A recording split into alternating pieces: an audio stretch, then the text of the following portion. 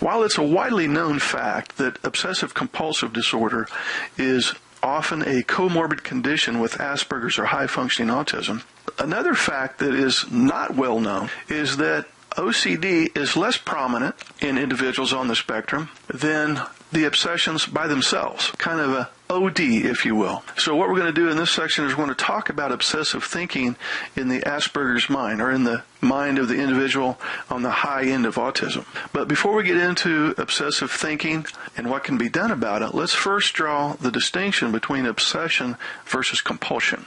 Now, both of these terms involve a disorder, and this may give an impression that both obsession and compulsion are alike, but actually they're considerably different. Obsession is a mental disorder that refers to the repetitive ideas or impulses in a person's mind. And although most of the time the ideas and impulses in the mind would involve a desire that is waiting to be satisfied, there are times that these ideas and impulses are unwanted, making that person with an obsession somewhat mentally unbalanced. The impulses and ideas may also be persistent. Even though the person with an obsession doesn't want to think about the particular obsession that he has, the ideas still keep popping in his mind. Also, the person with an obsession can have further problems if he refuses to think about that particular impulse or idea.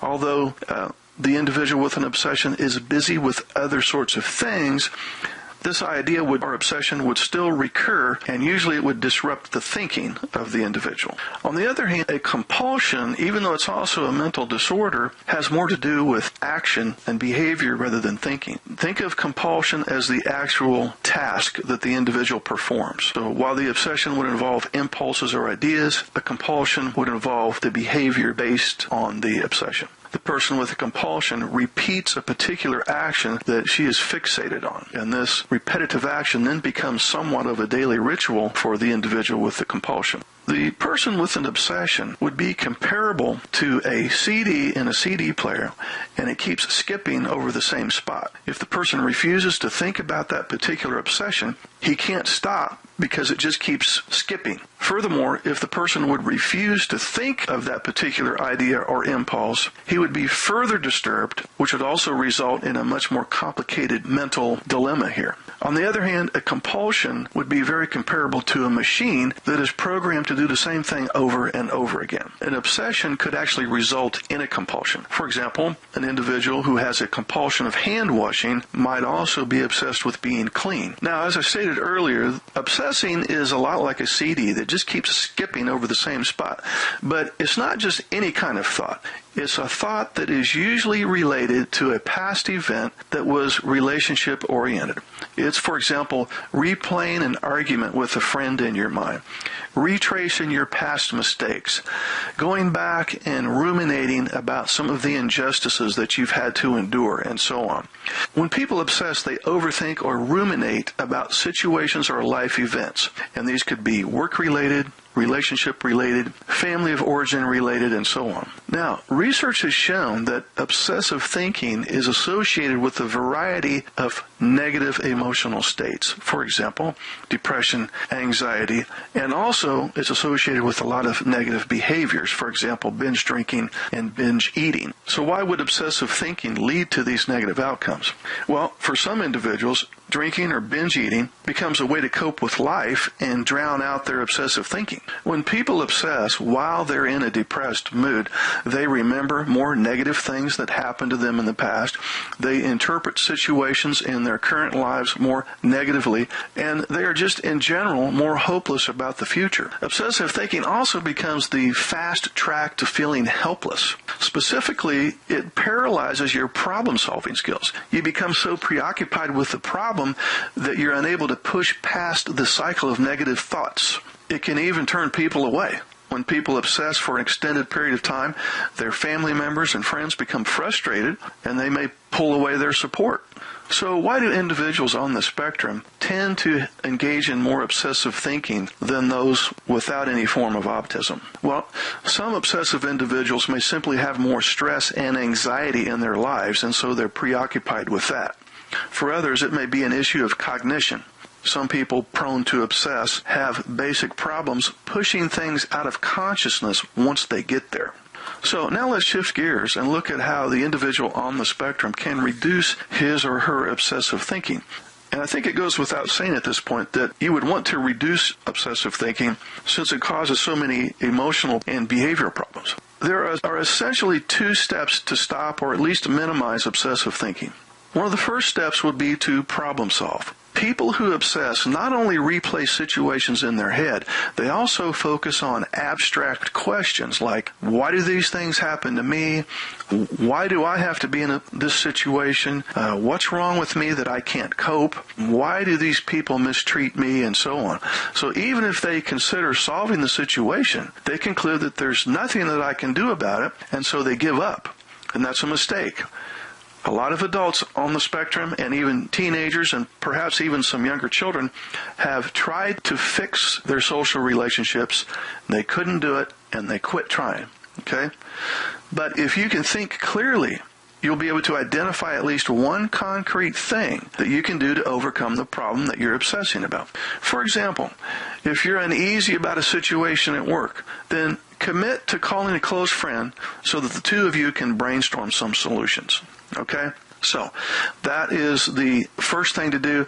Problem solve, but you're probably going to have to seek some outside assistance to get this accomplished. It could be a therapist, a pastor, a job coach. The bottom line is find someone who can help you in the task of problem solving. And the second course of action here would be to engage in activities that promote positive thoughts. You need to engage in activities that can fill your mind with other thoughts, preferably positive thoughts. That could be anything from a favorite physical activity to a hobby to meditation to prayer. The main thing is to get your mind off your obsessive thinking for a time so that it dies out and doesn't have a grip on your mind. So, another way of saying this would be find some distraction. And a lot of people on the spectrum are good at this. They engage in one activity for lengthy periods of time to the exclusion of most other activities. And this does annoy family members and so on. But what they're really doing, without even knowing it, is they're distracting themselves from obsessive thinking. And in this case, it's probably a good coping skill. So the first course of action, get into problem-solving mode, find somebody to help you with that. Second course of action, engage in activities that promote positive thoughts. And something that ties into this business of fostering positive thinking has to do with adaptive self-reflection. When people practice adaptive self-reflection, they focus on the concrete parts of the situation and the improvements they can make. It's a very objective versus subjective approach. For example, the person may wonder, what exactly did my boss say to me yesterday that was so upsetting to me?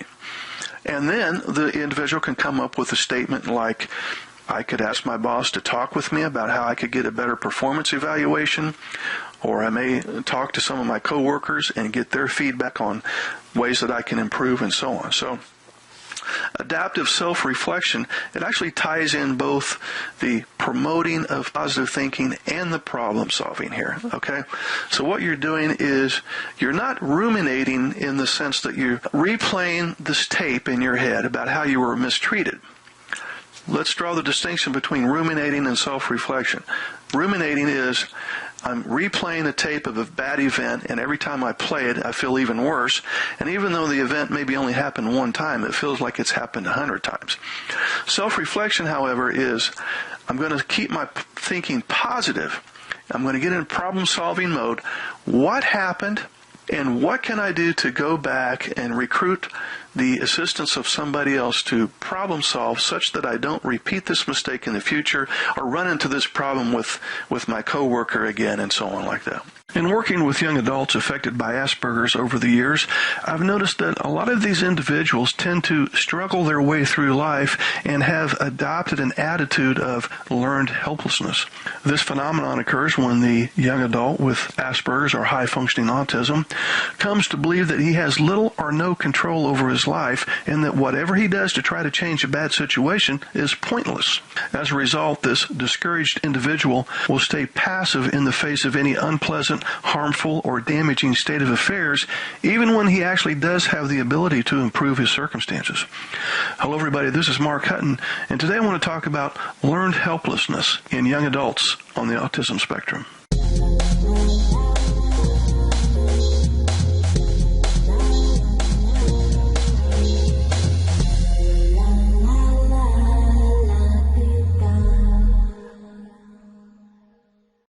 helplessness can be thought of as believing you are incompetent, that you have no control over the outcome, and that it doesn't matter what you do since outcomes no longer depend on actions, and that your actions are pointless. To qualify as true learned helplessness, the phenomenon should meet the following three conditions. The person has to become inappropriately passive. This change has to follow exposure to uncontrollable events, and there is a change in the way the person thinks about her ability to control similar future events. The person's rationalizations and self-talk go something like this. Adopting a passive stance provides me with a sense of control over my life circumstances. Beating my head against a brick wall wastes time and energy and is potentially harmful. Hope has its limits. Persistent attempts to control the uncontrollable are futile, and remaining passive allows me to conserve energy when the evidence tells me there's simply nothing else for me to do. Asperger's adults with learned helplessness tend to have an external locus of control. For example, I have no control over what happens to me. And they also tend to view unwanted outcomes as permanent. For example, because I didn't get hired for this job this time, I probably won't get hired for any other job ever. Research shows that explanatory styles are primarily learned rather than inherited. You learned how to explain bad things from three main sources. 1, you learned your own explanatory style from major life crises. If you experienced a crisis, for example, a house fire, divorced parents, bullying, poverty, and so on, you noticed if those major life stressors got resolved after a short period of time, or if they persisted for a long period of time. If the crisis got resolved quickly, then you learned to believe that adversity is specific, temporary, and can be overcome. On the other hand, if the crisis expanded and never ended, you learned to believe that adversity is permanent and pervasive. 2, you modeled how your mother or father explained adverse events. If your parents tended to blame themselves or you when bad things happened, you probably noticed and learned this pessimistic style. And 3, you learned your explanatory style from the other adults that cared for you, disciplined you, taught, or criticized you. For example, teachers, coaches, and other authority figures. When these adults blamed your character or personality whenever bad things happened, you quickly learned to blame yourself using personal, permanent, and pervasive explanations for why things go wrong. Now, the style you learned for explaining adversity typically persists throughout adult life, but you can learn to dispute your pessimistic explanations. If you tend toward pessimism for adverse events, you can learn to dispute your own reasoning and adopt more objective, accurate, and optimistic explanations. Remember that in blaming yourself for all bad outcomes, for taking 100% of the blame each and every time, you are accepting a fallacy of disproportionate responsibility. Generally, many causes contribute to each result, outcome, event, or incident. For example, the causes contributing to an automobile accident may include choice of route, choice of time and schedule, choice of vehicle, design of the automobile, design of the road system, driver attention, driver preparation, driver training, maintenance of the automobile, manufacture of the automobile, obstacles, other cars and drivers on the road, passenger behavior, pedestrians, traffic signals, weather conditions, and numerous other factors. So as you can see, there are many causes that contribute to each outcome. So it's going to be important for you to be objective when assessing blame or taking credit. Divide the responsibility for the bad result or good result evenly among all those involved in the situation based on how their inactions or actions affected the result. Maybe you have to take some of the blame. Maybe you deserve some of the credit. But it's unlikely that you or they are 100% responsible for the outcome. Become your own defense attorney. Re-examine the evidence. Challenge assumptions. Consider other possibilities and offer alternative explanations. Let's use an example of a job interview to illustrate this concept. You didn't get the job following an interview, so you automatically blame yourself and say to yourself, I'm just not any good at making a good first impression.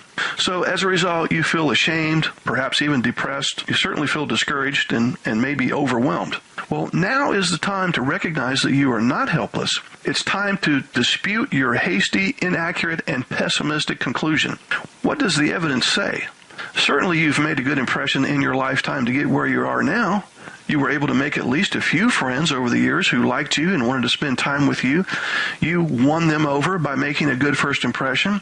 This evidence clearly disputes your pessimistic belief that you are never any good at impressing people.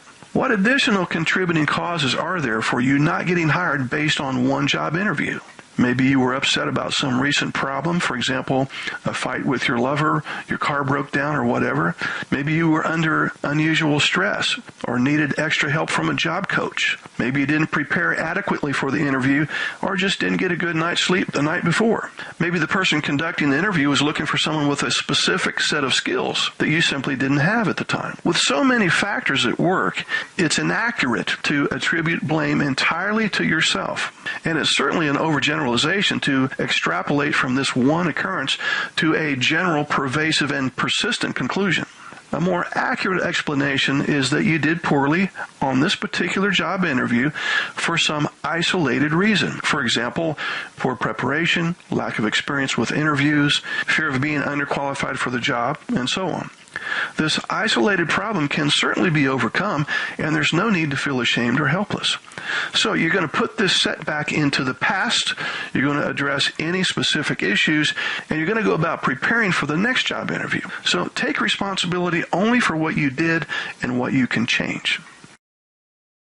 I specifically want to talk about paranoia in the Asperger's mind. Now, certainly not all adults with Asperger's or high-functioning autism have tendencies towards paranoia, and even those that do have varying degrees of paranoia. Now, let me explain what I mean. Asperger's individuals have what we call mind blindness, and to oversimplify the meaning of that, they simply do not pick up on nonverbal cues. For example, how something is said, the way it is said, and the body language behind what is being said. Since the Asperger's individual does not pick up on subtle cues, they often misinterpret another person's motives. In other words, why the other person is saying what they're saying, or why the other person is doing what they're doing. So when another person does something or says something, the Asperger's individual may become confused and try to make sense of the other person's words or behavior. Unfortunately, too often when the Asperger's mind does not understand another person's motives, that mind will tend to put a negative spin on things. In other words, this person said this or did this to hurt me, to be critical of me, to insult me,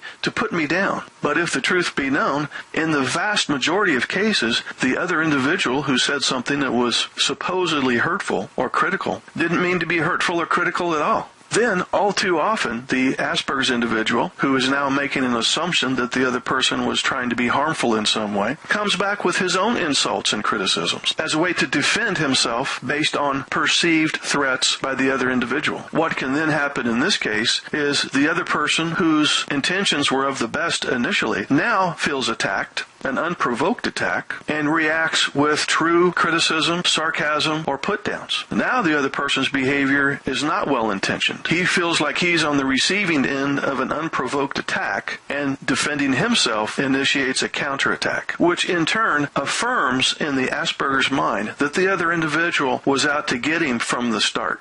In other words, now the Aspie has evidence that the other person was trying to be hurtful. So in this hypothetical case, and it is kind of a worst case scenario, by the way, you can see how the lack of understanding the other person's motives and applying a negative connotation to their motives really sets up a destructive cycle. So in this particular scenario, based on a misunderstanding from the start, now both parties are in defense mode.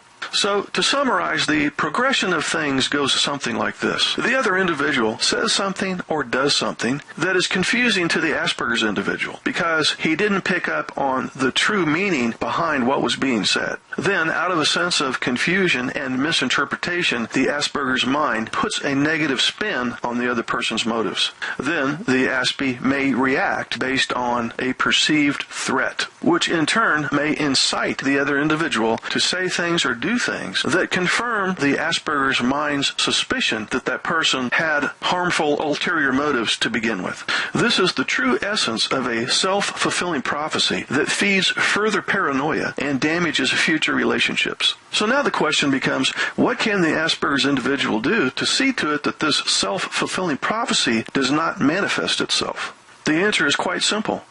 Ask for clarification. In other words, between the time that an individual says something or does something and your reaction to that, there's a space.